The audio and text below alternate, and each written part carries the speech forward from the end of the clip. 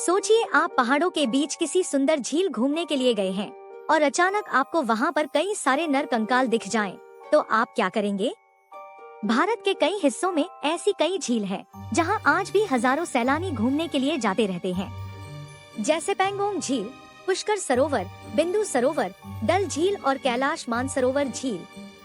कुछ ऐसी भी झीलें भारत में मौजूद हैं, जो वैज्ञानिकों और हजारों सैलानियों के लिए आज भी एक रहस्यमयी झील है, जैसे महाराष्ट्र के बुल्ढाना जिले में स्थित लोनार झील। इस झील का पानी कभी गुलाबी तो कभी ग्रीन हो जाता है। कुछ इसी तरह उत्तराखंड के हिमालय में स्थित रूपकुंड झील भी एक रहस्यमयी झील है।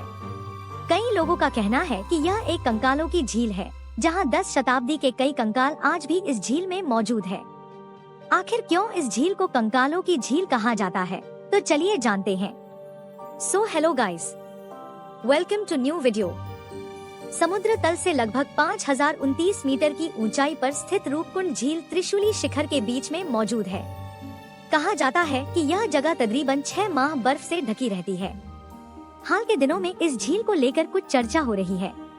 कहा जा रहा है कि इस झील के आसपास नरकंकाल, अस्थियां, गहने, बर्तन, चप्पल और विभिन्न उपकरण आज भी बिखरे हुए हैं, जिसे देखकर कंकाल झील और रहस्यमयी झील भी कहा जाने लगा है। कहा जाता है कि इस झील में लगभग 200 से अधिक कंकाल आज भी मौजूद हैं। इलाके में मिले नरकंकाल 10 फीट लंबे हैं। इस झील में मिले कंकाल को देखकर कई जानकारों और शोधकर्ताओं के अलग अलग अनुमान हैं। किसी का कहना है कि यह एक कब्रगाह है, जो भारतीय हिमालय क्षेत्र में लगभग 400 साल से भी अधिक प्राचीन कब्रगाह है। कहा जाता है कि ये लोग पूर्वी भूमध्य सागर के लोग हो सकते हैं। किसी का कहना है कि यह कंकाल किसी एक समय का नहीं, बल्कि 2 घटनाओं में मारे गए कुछ लोग हो सकते हैं। वहीं कुछ लोगों का कहना है कि ये 400 साल से भी अधिक पुरानी और बताया जाता है कि ये अवशेष किसी तीर्थ यात्री दल के हैं। कहा जाता है कि सबसे पहले साल 1942 में इस झील को एक ब्रिटिश यात्री फॉरेस्ट गार्ड ने देखा था।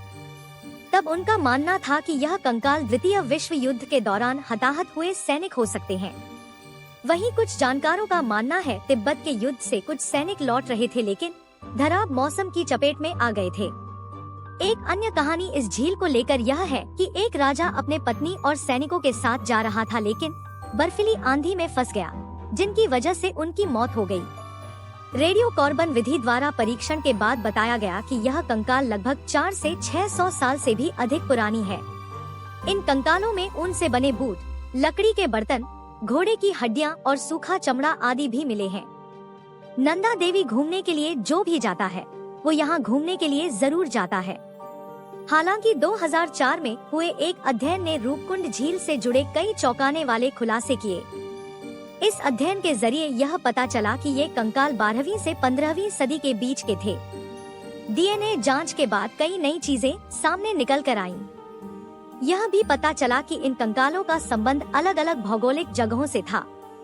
अंत में वैज्ञानिकों ने बताया कि काफी समय पहले इन लोगों की मृत्यु किसी भारी गेंद जैसे आकार की चीजों का सिर पे गिरने से हुई थी। Thanks for watching. If you like this video, then do like, share and subscribe my YouTube channel for more videos.